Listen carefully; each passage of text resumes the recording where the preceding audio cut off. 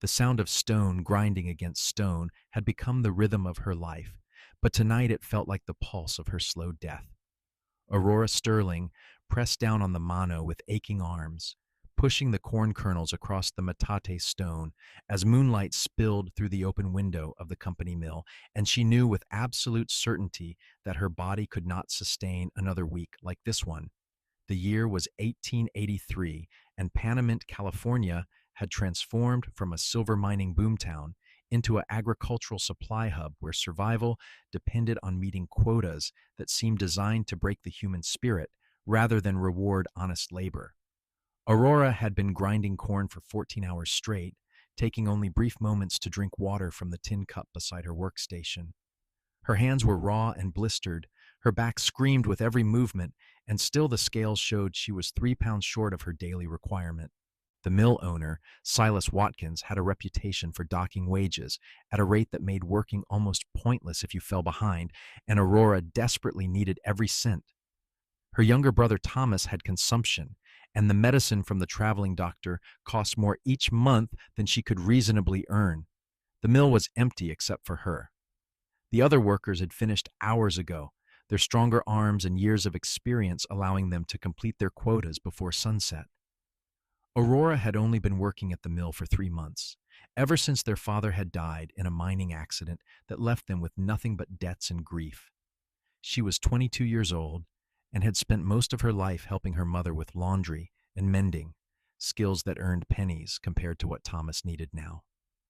The front door creaked open, and Aurora's heart jumped with fear. Silas sometimes came by late at night to check on things, and she knew he would not be pleased to see her still working. He would accuse her of wasting lamp oil, of deliberately working slowly to steal company time. But the footsteps that approached were not Silas's shuffling gait. These were the confident boots of someone who knew exactly where he was going. "You planning to work until dawn?" The voice was deep and warm, tinged with concern rather than judgment. Aurora looked up to see a tall cowboy standing in the doorway, his silhouette backlit by moonlight. He removed his hat, revealing dark hair and a face that was striking in its combination of strength and gentleness. "I have to meet my quota," Aurora said, her voice hoarse from lack of use. She had spoken to no one since the other workers left. "I am 3 pounds short." The cowboy stepped closer, and she could see him more clearly now. He was probably in his mid-20s, with eyes that seemed almost black in the dim light, and a jaw that suggested both determination and kindness. His clothes were dusty from travel, but well made, the leather vest and worn denim marking him as someone who worked hard but earned decent wages. "How long have you been at this?" he asked, looking at her hands. Even in the poor light, he could see the blood on her palms, where blisters had broken open. "Since dawn," Aurora admitted, then added defensively, "I am not slow. The corn today was older, harder to grind. It takes longer." The cowboy walked over to the scales, examining them with a practiced eye. Then he picked up the weights Silas used for measuring, testing each one in his palm. His expression darkened as he checked the markings against the scale's balance. "These weights are wrong," he said flatly. "This one marked as a pound is closer to a pound and a quarter. You have been grinding against impossible odds." Aurora stood up slowly, her legs protesting after hours of kneeling. "What do you mean?" "I mean your boss is a cheat." The cowboy's voice carried quiet anger. "These scales are rigged to make it look like you are producing less than you actually are. You probably met your quota hours ago." The words hit Aurora like a physical blow. All those nights working late, all those docked wages, all the times she had pushed herself until her vision blurred and her hands bled. It had been a lie. Silas had been stealing from her, from all of them, using false weights to justify paying them less than they earned. "I need this job," Aurora whispered, fighting back tears. "My brother is sick. I cannot afford to lose this position even if the owner is dishonest." The cowboy looked at her for a long moment, something shifting in his expression. Then he walked to the large scales Silas used for final weighing, the ones that determined payment. With one swift movement, he grabbed the metal platform and wrenched it from its moorings. The sound of breaking metal echoed through the mill as he systematically dismantled the rigged mechanism, his strong hands making quick work of what Silas had probably spent months carefully calibrating to cheat his workers. "What are you doing?" Aurora gasped, rushing forward. "He will know someone was here. He will blame me." The cowboy set down the ruined scales and reached into his pocket, pulling out a leather wallet. He counted out bills with deliberate care, then held them out to Aurora. "This is what you are owed for tonight, calculated at a fair rate for 14 hours of skilled labor. And this," he added more money to the stack, "is for the wages he has stolen from you over the past months." Aurora stared at the money in shock. It was more than she would make in 2 months at her current rate, even without Silas's deductions. "I cannot accept this. I do not even know who you are." "My name is Gabriel Nash," he said simply. "I am a cattle buyer, in town to negotiate with the ranches outside Panamint. I came to the mill because I heard they had cornmeal for sale, feed for my horses while I conduct business here. Instead, I find a woman working herself to death because a man decided cheating workers was easier than running an honest business. Mr. Nash, I am grateful, but this is too much. And when Silas sees those scales tomorrow, he will find me waiting for him." Gabriel interrupted firmly. "I will explain that I witnessed his fraudulent operation and that I have documented the evidence. I will also explain that if he retaliates against any of his workers, especially you, I will ensure every ranch and business in this territory knows he is a cheat. Cattle buyers talk. Miss Sterling, Aurora Sterling." She wiped her dusty hands on her apron, then realized how filthy she must look. Her dark hair had escaped its pins hours ago. Her dress was covered in corn dust, and her face probably showed every one of her exhausted hours. "Miss Sterling," Gabriel said, and the way he said her name made something warm unfurl in her chest despite her exhaustion. "Please take the money. Use it to help your brother. And tomorrow do not come back to this mill." "But I need work," Aurora protested, even as her fingers itched to take the bills he offered. That money could buy Thomas medicine for months, could buy them time to find a real solution. "I am staying at the boarding house on Main Street," Gabriel said. "The owner, Mrs. Chen, mentioned she needs help with cooking and managing supplies. The pay is fair and honest. I will speak to her on your behalf if you are willing." Aurora's mind raced. Everything was happening too fast. An hour ago, she had been alone in the mill, resigned to another night of suffering.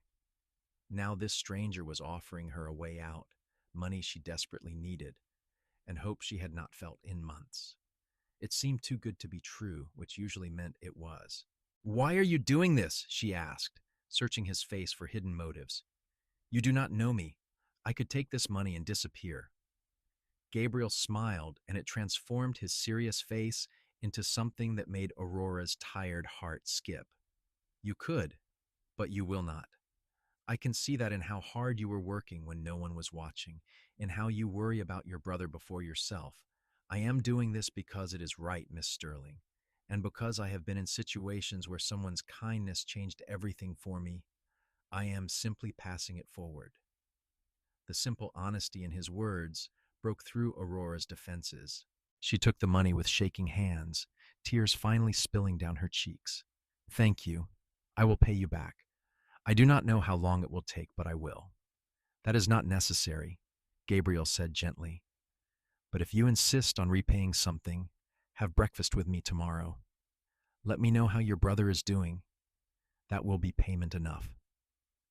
Aurora nodded, unable to speak, past the emotion clogging her throat. Gabriel helped her gather her few belongings, a shawl, and the small lunch pail she had brought that morning, now empty. As they stepped out into the cool night air, Aurora felt as if she were waking from a nightmare into something that might impossibly be a dream instead. "I will walk you home," Gabriel said, falling into step beside her. "It is too late for you to be out alone." "I only live a few streets away," Aurora said, but she was grateful for his presence. Panamint was relatively safe, but there were always drunks spilling out of saloons, and a woman alone at this hour attracted unwanted attention. They walked in comfortable silence for a few minutes, the desert night wrapping around them with its strange mix of cold air and lingering warmth from the sun-baked ground. The stars overhead were brilliant, undimmed by any competing light, and Aurora found herself noticing their beauty for the first time in months. She had been too tired, too worried, too focused on simple survival to see anything beyond her immediate struggles. "You said you are a cattle buyer," Aurora ventured, curious about this man who had crashed into her life like a force of nature. "Is that dangerous work?" Gabriel chuckled. "Sometimes. Mostly it involves a lot of writing, a lot of negotiation, and trying to judge whether a rancher is honest about his stock. I work for a company in San Francisco that supplies beef to the restaurants and hotels there. I travel through California and Nevada, buying cattle and arranging transport." "That sounds like it keeps you moving quite a bit," Aurora said, and felt a strange disappointment at the thought. Not that it mattered. Gabriel Nash was being kind to her, nothing more. He would complete his business in Panamint and move on, and she would likely never see him again. "It does," Gabriel admitted. "Though lately I have been thinking about settling somewhere. I have saved enough to start my own ranch if I can find the right location. But it is hard to know where to put down roots when you have spent years drifting." They reached Aurora's home, a small adobe house on the edge of town that had seen better days. Paint peeled from the shutters, and the roof needed repair, but it was clean, and the yard was neatly swept. Aurora felt self-conscious bringing Gabriel here, but he showed no judgment, only interest. "This is me," she said, pausing at the gate. "Thank you again, Mr. Nash, for everything." "Gabriel, please," he said, "and I will see you tomorrow for breakfast, around 8, at Mrs. Chen's boarding house." "I will be there," Aurora promised. She wanted to say more, to somehow express the magnitude of what he had done for her, but words felt inadequate. Instead, she simply smiled, hoping he could see her gratitude. Gabriel tipped his hat to her, then waited until she had gone inside and lit a lamp before he walked away. Aurora watched him through the window, his tall figure disappearing into the darkness, and wondered if he was even real or if exhaustion had finally broken her mind. "Aurora?" A weak voice called from the back room. "Is that you?" She hurried to her brother's bedside, setting down the lamp carefully. Thomas was 17, but illness had aged him, making him look almost elderly in the flickering light. His face was pale and drawn, his breathing labored. The sight of him never failed to break her heart. "I am home," she said softly, touching his forehead. "Still feverish. How are you feeling?" "Worried about you," Thomas said with a slight smile. "You are working too hard, Aurora. You look exhausted." "Something happened tonight," Aurora said, pulling a chair close to his bed. "Something wonderful and strange." She told him about Gabriel, about the rigged scales, about the money that now rested in her pocket like a miracle made tangible. Thomas listened with wide eyes, his expression shifting from disbelief to hope. "Are you certain he was genuine? There are men who prey on desperate people." "I am certain," Aurora said, though she understood his caution. "He asked for nothing except to have breakfast with me tomorrow. And Thomas, with this money, I can buy your medicine. Real medicine from the doctor, not the tonics from the general store." Tears welled in Thomas's eyes. "I have been such a burden to you." "Never," Aurora said fiercely, gripping his thin hand. "You are my brother. Taking care of you is not a burden. It is what family does. Now rest. Tomorrow everything is going to be better. I feel it." She sat with Thomas until he fell asleep, then prepared for bed herself, washing away the corn dust and tending to her injured hands. As she lay in her narrow bed, Aurora replayed every moment of her encounter with Gabriel Nash, examining it from every angle. He had been kind, respectful, and genuinely angered by the injustice he had witnessed.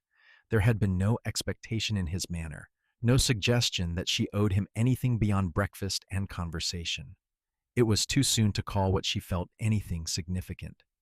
Gratitude, certainly. Curiosity, absolutely. But there had been something in the way he looked at her, something in the warmth of his voice when he said her name, that suggested this was not the end of their story, but the beginning. Morning came too quickly, but for once Aurora woke feeling hopeful rather than filled with dread. She dressed in her best dress, a simple green cotton that brought out her eyes, and spent extra time on her hair, coiling it neatly at the base of her neck. Thomas was sleeping peacefully, his breathing slightly easier, and she left him a note saying she would be back soon with good news. Mrs. Chen's boarding house was a well-maintained two-story building near the center of town, known for its cleanliness and excellent food. Aurora had never been inside, though she had often walked past and wished she could afford to eat there.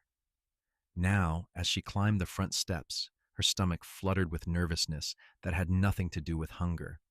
Gabriel was waiting in the dining room, freshly shaved and wearing a clean shirt that emphasized his broad shoulders. He stood when she entered, his face lighting up with a smile that made Aurora's breath catch.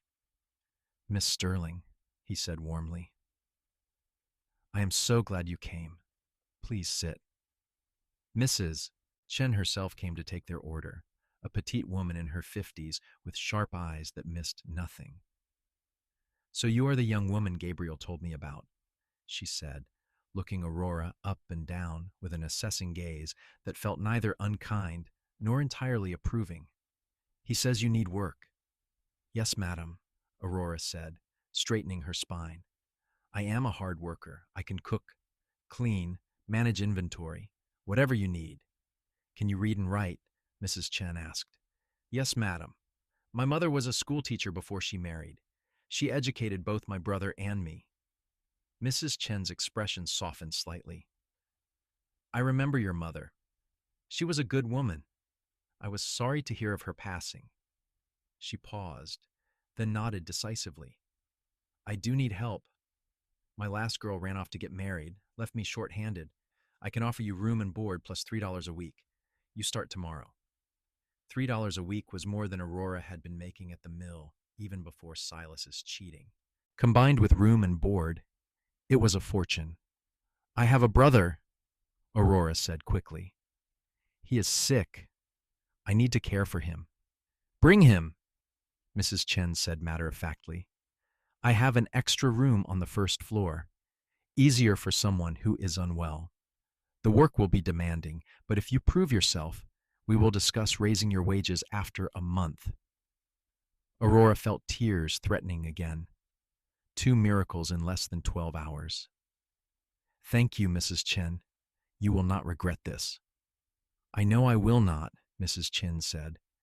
"Gabriel vouched for you, and he is a good judge of character. Now, what do you want for breakfast? You look like you need a proper meal." Over plates heaped with eggs, bacon, fresh bread, and potatoes, Aurora and Gabriel talked. She told him more about Thomas, about their parents, about the struggles of the past year. Gabriel shared stories from his travels, painting vivid pictures of the places he had seen and the people he had met. He was an excellent storyteller, and Aurora found herself laughing for the first time in months, the sound feeling rusty but wonderful. "What will you do about Silas?" Aurora asked as they finished eating. "He will be furious about the scales." "Let me worry about Silas," Gabriel said. "I plan to visit him this morning with a representative from the mining company that owns most of the land in this area. They have strict rules about businesses operating on their property, and they will not be pleased to learn one of their tenants is cheating workers." "Silas will be lucky if he is only fined." "You have that kind of influence?" Aurora asked, impressed. Gabriel shrugged modestly. "The mining company buys beef from the ranches I represent. They value our business relationship, and they should want to know if someone is damaging their reputation by operating dishonestly on their land." After breakfast, Gabriel walked Aurora to the doctor's office. Waiting outside, while she purchased medicine for Thomas.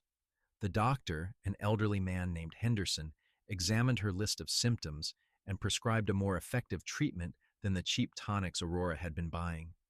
"Consumption is serious," Dr. Henderson said gravely, "but your brother is young and has been getting good care despite your limited resources. With proper medicine and rest, he has a fighting chance." The medicine cost a significant portion of the money Gabriel had given her, but Aurora paid it gladly.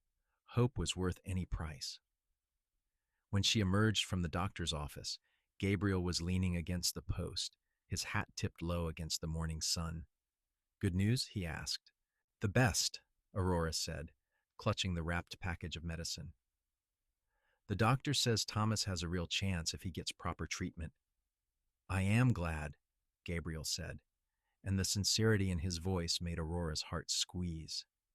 They started walking back toward her house, taking the long route that wound through the nicer part of town where merchants were opening their shops and housewives were beginning their daily errands. "Gabriel," Aurora said hesitantly, "I know you said I do not need to repay you, but I want to do something. It does not feel right to accept so much and give nothing in return." Gabriel stopped walking, turning to face her. "Aurora, you have given me something valuable. You have given me purpose. I spend most of my time alone, focused on business and profit. Last night, I was able to help someone who truly needed it. That is a gift you gave me, not the other way around." The way he said her name, without the formal Miss Sterling, sent warmth through her entire body. They were standing close enough that she could see the flecks of brown in his dark eyes, could smell the faint scent of leather and sage that clung to his clothes.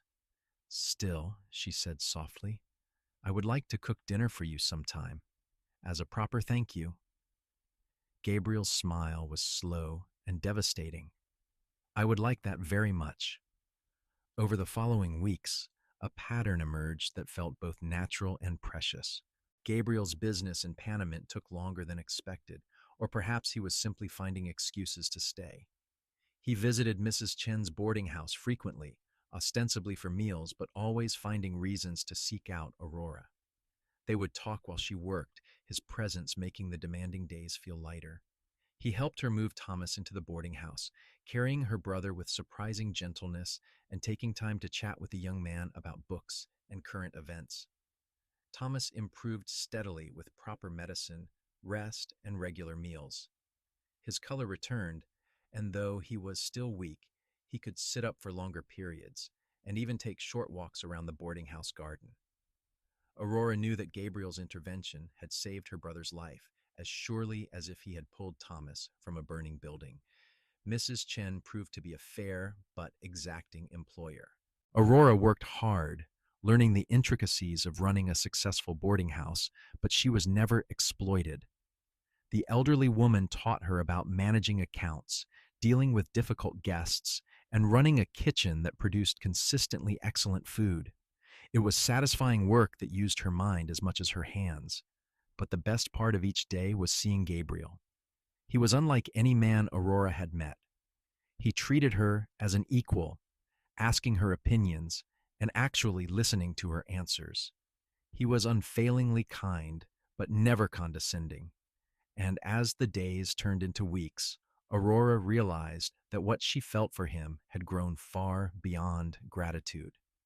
She loved the way his eyes crinkled when he smiled. She loved how he could make Thomas laugh when her brother was having a difficult day. She loved his sense of justice, his quiet strength, and the way he made her feel safe and valued. She realized with a mixture of joy and terror, Gabriel Nash himself. The question was whether he felt the same way. He certainly seemed to enjoy her company, and she had caught him looking at her with an expression that made her pulse race.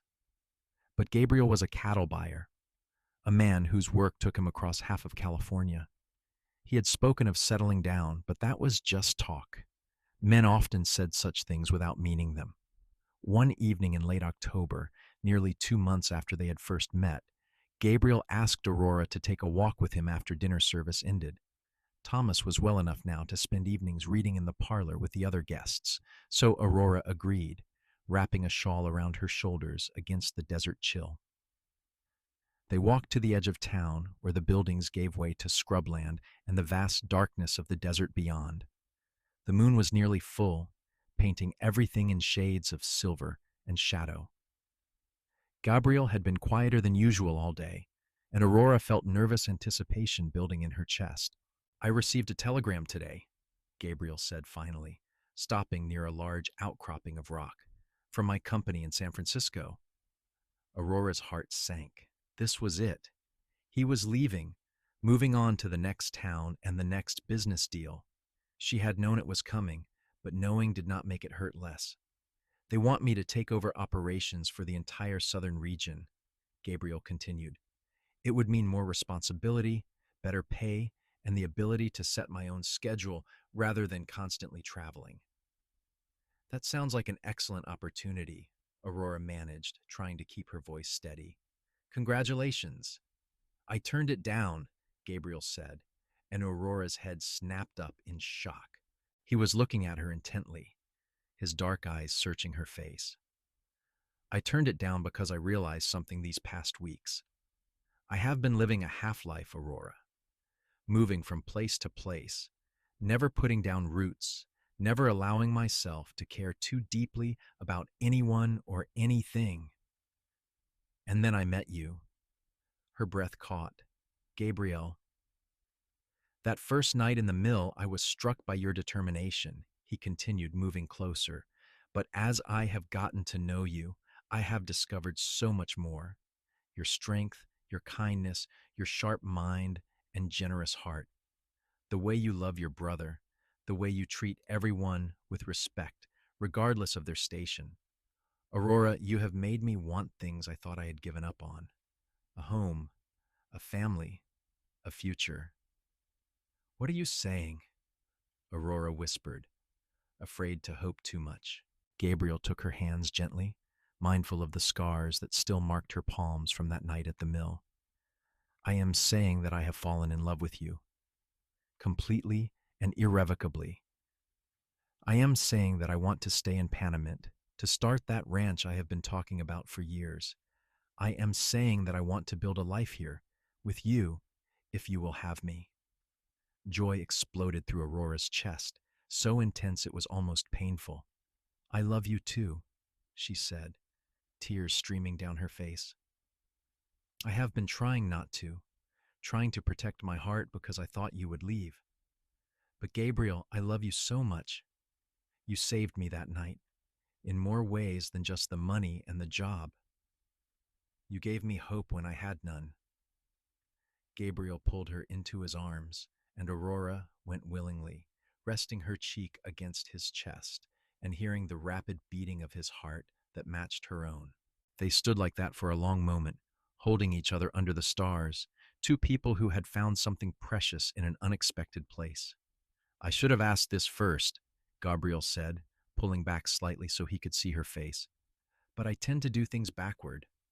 Aurora Sterling, would you do me the honor of becoming my wife?"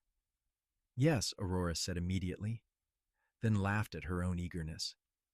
"Yes, Gabriel Nash, I will marry you. 1,000 times yes." He kissed her then, and it was everything Aurora had secretly dreamed about during the nights when she allowed herself to imagine a future with him. It was tender and passionate, reverent and joyful, a promise sealed with touch rather than words. They were married 3 weeks later in a simple ceremony at the small church in Panamint. Thomas stood as witness, his health much improved, though the doctor cautioned he would always need to be careful. Mrs. Chen helped Aurora prepare, lending her a beautiful white dress that had belonged to her daughter and helping arrange her dark hair with flowers from the boarding house garden. Gabriel wore a new suit, purchased specially for the occasion, but Aurora thought he looked most handsome when he smiled at her as she walked down the aisle. His love was written plainly on his face, visible to everyone present, and Aurora felt her own love swelling in response. They exchanged vows in steady voices, promising to love and honor each other through whatever life brought. When the preacher pronounced them husband and wife, Gabriel kissed her with such tenderness that several women in the small congregation wiped away tears. The wedding breakfast was held at Mrs. Chin's boarding house, where the elderly woman had prepared a feast. It seemed half the town turned out, many of them workers from the corn mill who had heard about Gabriel exposing Silas's cheating.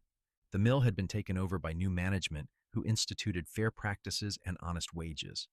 Several workers thanked Gabriel personally, their gratitude evident. Silas himself had left town shortly after Gabriel's confrontation with the mining company, facing both fines and the loss of his business license. No one mourned his departure. The new mill manager, a competent woman named Margaret Fletcher, ran a tight but fair operation that quickly became one of the more respected businesses in Panamint. For their honeymoon, Gabriel took Aurora to San Francisco, a journey of several days by train that felt like traveling to another world. Aurora had never been outside of the small desert towns where she had grown up, and the city amazed her with its noise, crowds, and energy. Gabriel delighted in showing her everything, from the grand hotels to the bustling docks, where ships from around the world arrived daily. They stayed in a beautiful hotel overlooking the bay, and Aurora discovered that marriage to Gabriel was even better than courtship. He was a considerate and passionate husband, and the physical intimacy they shared felt like a natural extension of the emotional connection they had built. They talked for hours, made love, explored the city, and slowly learned the rhythms of being together in this new way. "I could get used to this," Aurora said one evening, as they sat on their hotel balcony watching the sun set over the water. She was curled against Gabriel's side, his arm around her shoulders, feeling more content than she had ever imagined possible. "We will have to come back regularly," Gabriel said, pressing a kiss to the top of her head. "I still have business contacts here, and I want you to see the ocean in different seasons. But I am eager to start building our ranch. I purchased land while you were shopping with Thomas yesterday." Aurora sat up in surprise. "You bought land? When? How?" Gabriel grinned at her expression. "I have been negotiating for it for weeks, through telegrams and letters. 500 acres about 10 miles outside Panamint with good water access and grazing land. There is a small house already built that we can expand and good bones for starting a cattle operation." 500 acres, Aurora breathed, trying to imagine that much space. "Gabriel, that must have cost a fortune." "I have been saving for a long time," Gabriel said, "and the seller was motivated because he is moving east to be near his children. We got a fair price. It will take work to build it into something profitable, but I know we can do it. Together." The word "together" sent warmth through Aurora's entire body. She was no longer alone, struggling to keep her head above water. She had a partner, someone who valued her input and wanted to build a future side by side. They returned to Panamint in early December, and Aurora threw herself into planning their new home. The existing house was small but solid, built of adobe with a covered porch and a well that drew clean water. Gabriel hired workers to add 2 bedrooms, a larger kitchen, and a barn that could house horses and equipment. Thomas moved with them, his health continuing to improve in the clean desert air. He took on the role of bookkeeper for the ranch, using his education and natural talent for numbers to track expenses and income. Having purpose seemed to accelerate his recovery, and by spring he was able to help with light work around the property. Gabriel proved to be as skilled at ranching as he was at buying cattle. He had learned from years of observing successful operations, and he applied that knowledge with intelligence and dedication. He started with a small herd of quality breeding stock, focusing on building a reputation for healthy, well-managed animals rather than trying to expand too quickly. Aurora discovered she had a talent for the business side of ranching. She managed their accounts, negotiated with suppliers, and built relationships with the buyers who came through looking for stock. She also started a vegetable garden that quickly became the envy of the region, producing abundant crops in the challenging desert environment through careful water management and the techniques she learned from Mrs. Chen. The first year was hard work but deeply satisfying. They faced challenges: a dry summer that tested their water resources, a winter storm that damaged part of the barn, the constant learning curve of running a new business. But they faced everything together, supporting each other through the difficult times and celebrating the victories. On their first wedding anniversary, Gabriel surprised Aurora with a beautiful mare, a glossy bay with intelligent eyes and a gentle temperament. "Every ranch woman needs her own horse," he said, helping her into the saddle for the first time. "And you need to be able to ride the property with me." Aurora learned to ride under Gabriel's patient instruction, and soon they were exploring their land together, checking on cattle and fences, finding the secret beautiful places that existed in the seemingly barren desert. There was a small canyon with a spring that created an oasis of green, a rock formation that caught the sunset in spectacular fashion, and a hilltop that offered views for miles in every direction. It was on that hilltop, on a warm spring evening, that Aurora told Gabriel she was expecting their first child. She had suspected for a few weeks, but had wanted to be certain before sharing the news. Gabriel's reaction was everything she could have hoped for, pure joy mixed with tender concern for her well-being. "Are you happy?" Aurora asked, suddenly nervous despite his obvious pleasure. "Happy does not begin to cover it," Gabriel said, pulling her close. "Aurora, you have given me everything I never knew I wanted.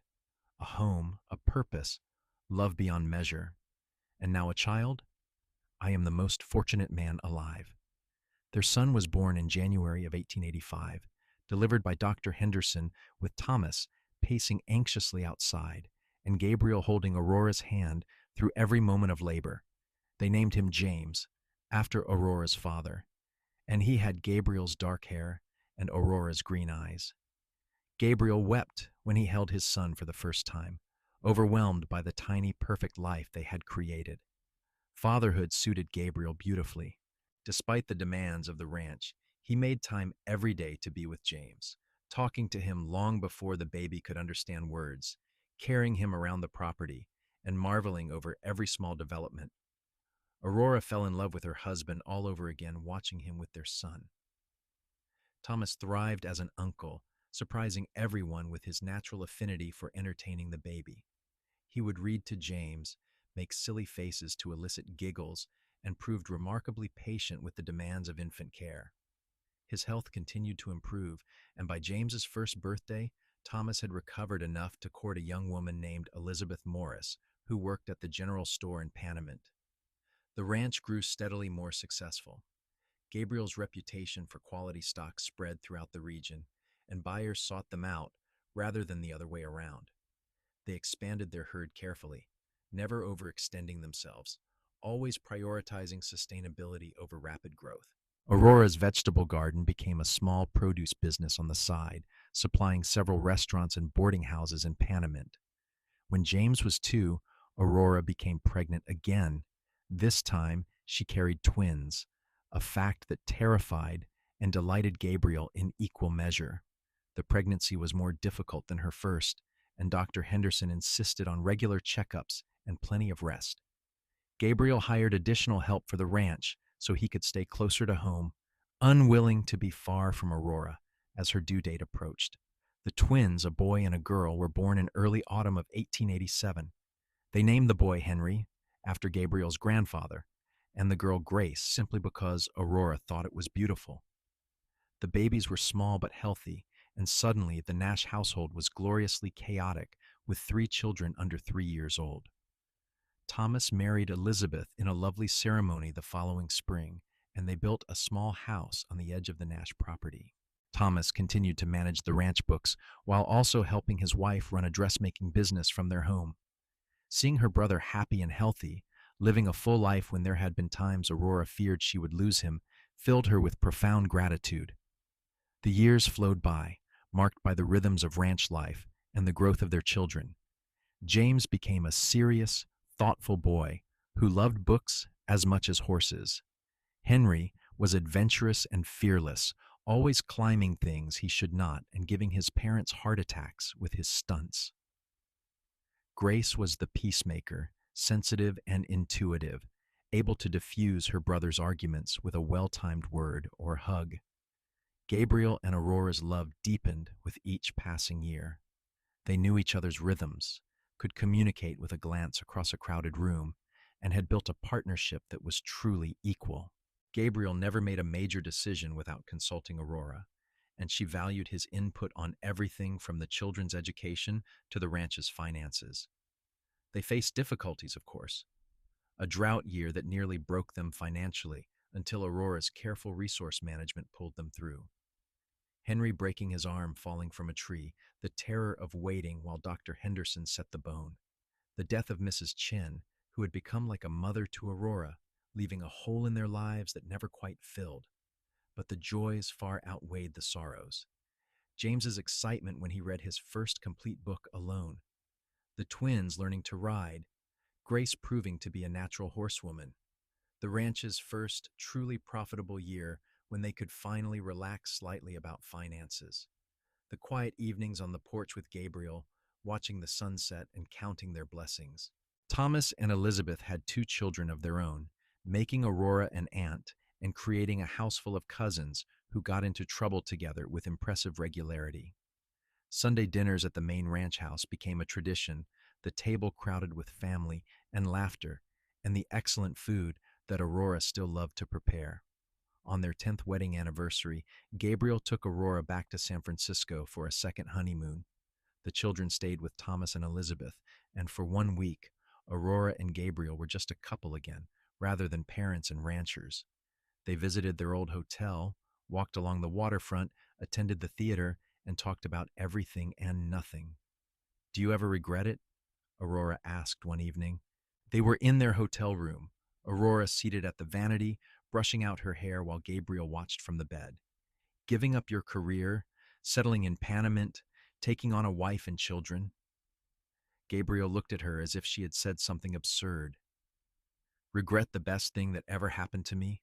Aurora, every good thing in my life traces back to the night I walked into that mill and found you grinding corn at midnight. You were killing yourself to save your brother, working against impossible odds because a dishonest man had rigged the system against you. Your courage and determination captured my heart immediately." "I was just doing what I had to do," Aurora protested. "Exactly," Gabriel said, rising from the bed to stand behind her. He rested his hands on her shoulders, meeting her eyes in the mirror. "You do what has to be done always. You are the strongest person I know, Aurora Nash. You built a successful business, raised 3 amazing children, saved your brother's life, and somehow still find the energy to love me with everything you have. How could I possibly regret any choice that led me to you?" Aurora turned to embrace him, overwhelmed with love for this man who still saw her so clearly after 10 years of marriage. "I love you," she said simply. "More than I have words to express." "I love you too," Gabriel replied, and showed her with actions what words could not capture. They returned home refreshed and even more connected, ready to face whatever came next. James was now 11, showing interest in attending university someday, something that would have been impossible for Aurora to even dream of in her mill working days. The twins were 9, full of energy and opinions, demanding more independence while still needing guidance. Gabriel began teaching James the intricacies of ranching, recognizing his son's keen mind and desire to understand how things worked. Henry he taught through action, taking the adventurous boy on long rides to check fences and move cattle. Grace he taught gently, respecting her softer nature while ensuring she knew she was just as capable as her brothers. Aurora focused on ensuring all 3 children received good educations. She hired a tutor to supplement the local school, insisting her children learn literature, mathematics, history, and science at a level that would prepare them for whatever futures they chose. She was determined that they would have opportunities she and Gabriel had never had. The ranch continued to prosper.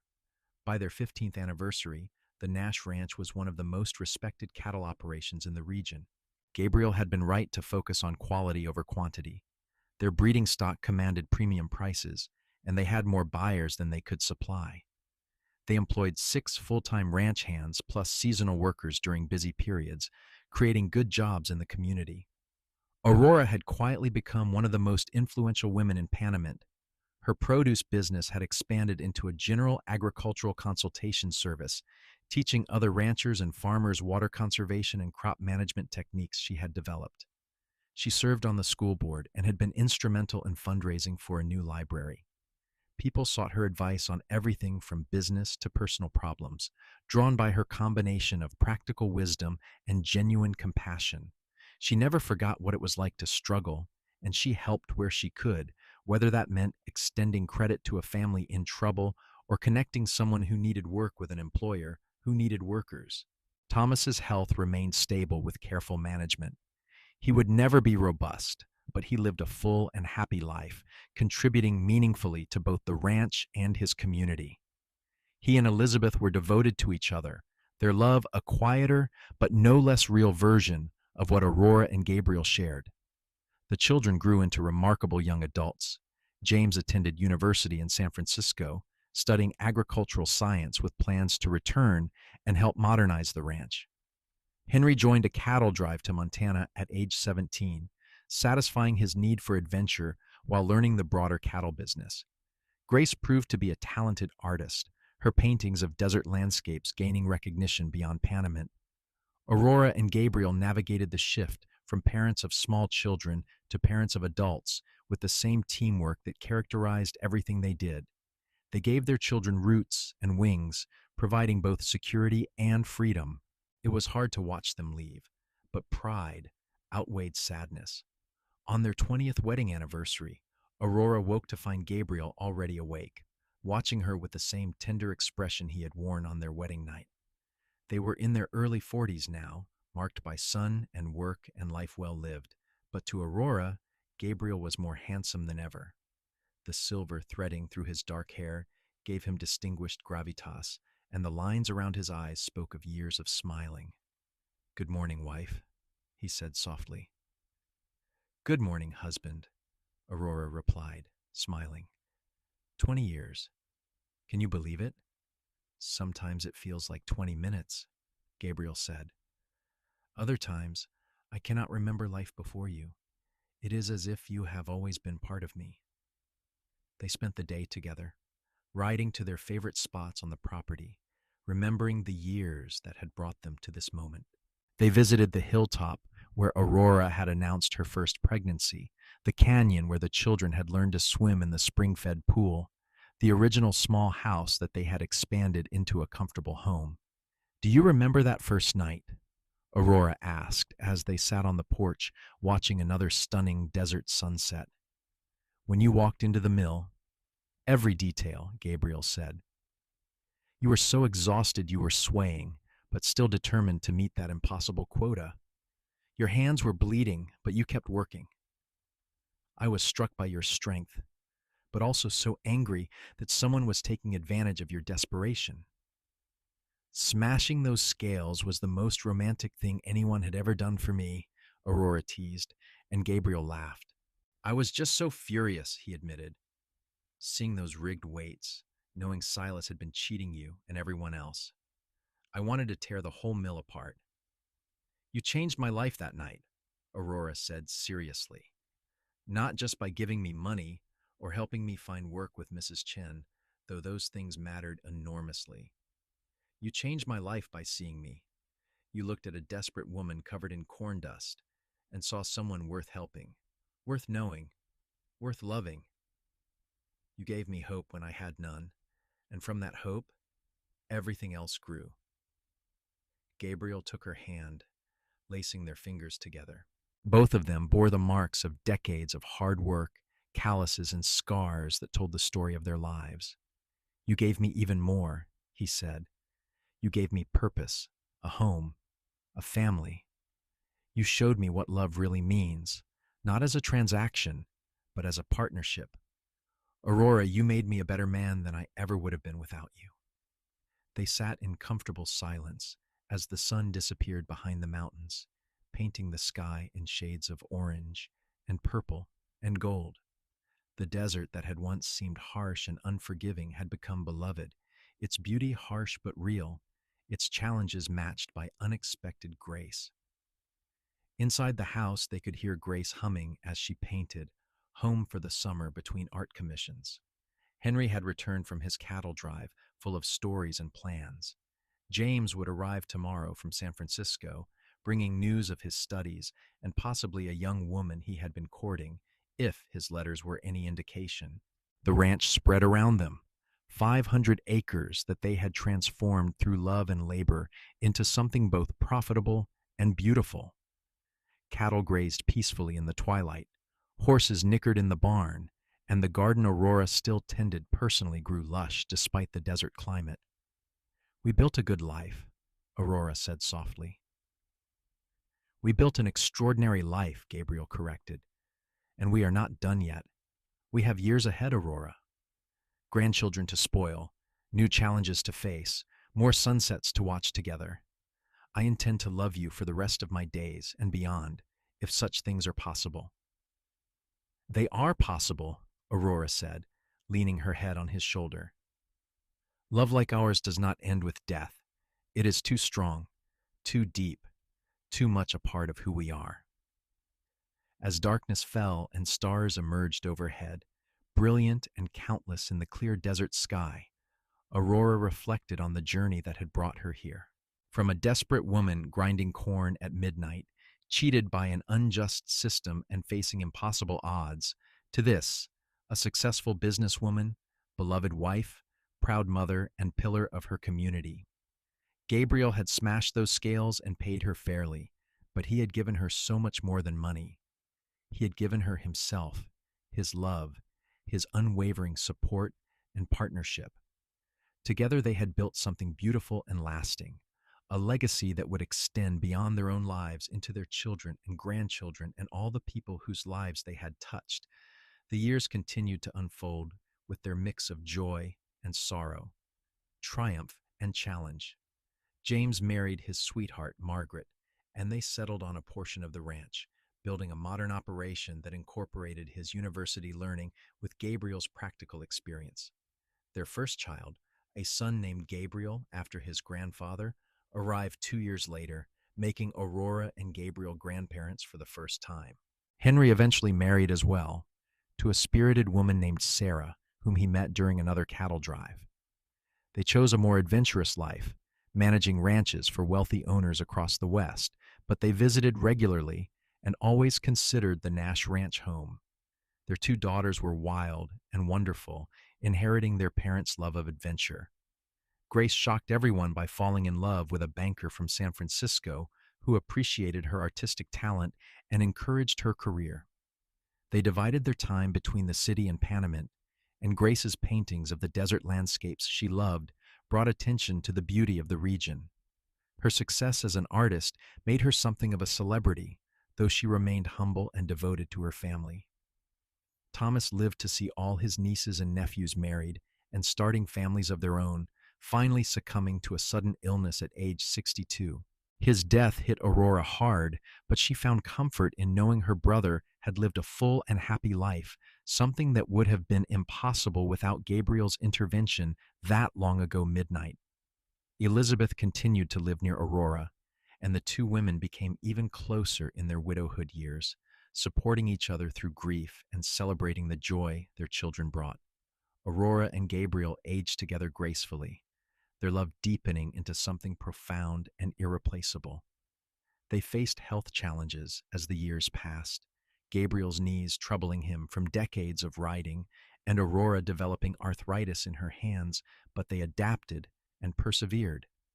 They took daily walks instead of long rides, and Aurora taught Grace's daughters to garden, while Gabriel taught his grandsons about cattle and horses. On their 40th wedding anniversary, the entire extended family gathered at the ranch for a massive celebration. Children and grandchildren came from across California, over 30 people in total, all of them there because Gabriel had walked into a mill at midnight and chosen to care about a stranger's suffering. The party lasted 3 days, filled with food and laughter and stories that had been told 100 times but never got old. "Tell us about the first night you met," 10-year-old Gabriel Jr. demanded at the big anniversary dinner. "Grandpa smashed the scales." Gabriel and Aurora exchanged smiles across the crowded table, surrounded by the family and life they had built together. It started with your grandmother grinding corn at midnight, Gabriel began, and Aurora picked up the story, the two of them weaving the tale together as naturally as they did everything else.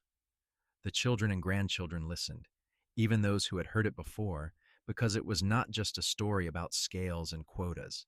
It was a story about justice and kindness, about seeing people as they truly were rather than how circumstances had diminished them. It was a story about love that started with compassion and grew into something that shaped not just two lives but generations.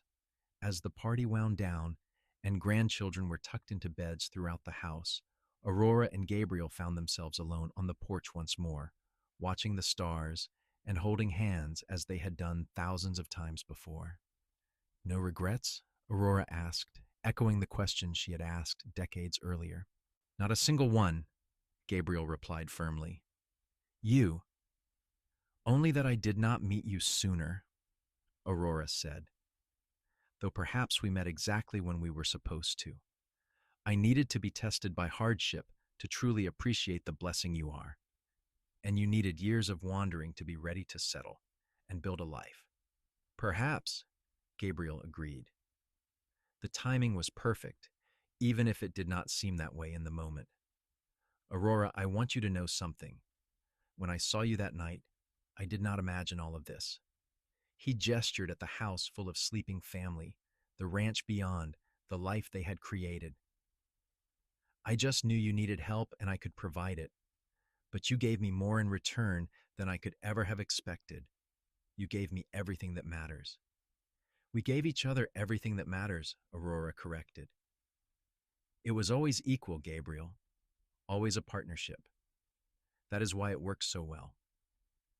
They sat in comfortable silence, two people in their 60s who had loved each other for 40 years and would love each other for however many years remained. The desert wind whispered through the darkness, carrying the scent of sage and possibility. Somewhere in the house, a grandchild laughed in their sleep. The horses stirred peacefully in the barn. Life continued its beautiful, ordinary patterns. Gabriel and Aurora remained active in the ranch operations and community for many more years, though they gradually handed more responsibility to James and his family. They became beloved figures in Panamint, the couple whose love story was local legend, whose fairness in business set standards others tried to meet, whose home was always open to those in need. Aurora continued her charitable work, helping other women escape exploitative situations similar to the one Gabriel had rescued her from. She worked with local businesses to ensure fair labor practices and became an advocate for workers' rights throughout the region. Her efforts resulted in better conditions for countless people. Her own suffering transformed into compassion that changed lives. Gabriel focused on mentoring young ranchers, sharing the knowledge he had accumulated over decades. He never charged for his advice, remembering how others had helped him when he was starting out.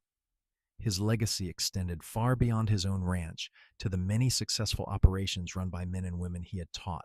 They celebrated their 50th anniversary, surrounded by children, grandchildren, and even a few great-grandchildren, a tribe of descendants who carried their values and love forward into the world.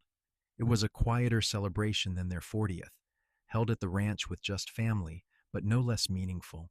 Aurora was 72, Gabriel 75, and both felt the weight of their years, but their love burned as brightly as ever. 50 years, Aurora marveled as they prepared for bed that night. Half a century since you walked into my life and changed everything. Best 50 years imaginable, Gabriel said, helping her with the buttons on her nightgown that her arthritic fingers struggled with. These small intimacies, caring for each other as their bodies failed, were love made tangible. Do you think we will have more time? Aurora asked. She had been feeling her mortality lately, aware that every day was precious and not guaranteed. I hope so, Gabriel said honestly. But if not, Aurora, know that I have lived a full and blessed life because of you. I have no complaints, no wishes for things to have been different. You made every day better simply by being in it. They did have more time, several years in fact, years filled with the quiet joys of reading together, watching grandchildren grow, tending the garden that Aurora still insisted on maintaining, and sitting on the porch watching sunsets. They moved more slowly, tired more easily, but their love sustained them through every challenge. Gabriel died peacefully in his sleep at age 79, Aurora beside him as she had been for over 50 years. His heart simply stopped, worn out from a life well lived and fully loved. Aurora grieved deeply, but without bitterness. She had been blessed with more years with him than many people got, and she refused to sully that gift with resentment at his death. She lived another 3 years, spending that time with her children and grandchildren, recording family history and ensuring the stories of their lives would not be forgotten. She wrote extensively about the night Gabriel had smashed the scales, wanting future generations to understand the power of choosing kindness, of standing against injustice, of seeing people as worthy of dignity regardless of their circumstances. Aurora died on a spring morning with the desert blooming around her, wildflowers painting the landscape in unexpected colors.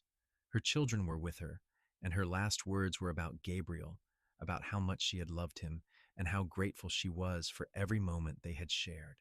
She died smiling, certain that wherever she was going, he was waiting. They were buried side by side on the hilltop, where Aurora had announced her first pregnancy, where they had spent countless evenings watching the stars and dreaming about the future. Their headstone was simple: Gabriel Nash and Aurora Nash, beloved husband and wife, devoted parents and grandparents together always. The ranch continued under James's capable management, then his children's, a legacy of fair dealing and quality work that stretched across generations. The story of Gabriel and Aurora became family legend, told and retold, the night at the mill transforming into a parable about justice, kindness, and the transformative power of love. In Panamint, the Nash Ranch remained one of the most respected operations, and the Nash name was synonymous with integrity. A small scholarship fund Aurora had established grew to help dozens of young people attend university. A workers' advocacy organization she had helped found continued to ensure fair labor practices. The library expansion she had championed served the community for over 100 years. But perhaps their greatest legacy was simpler and more profound. They had loved each other well.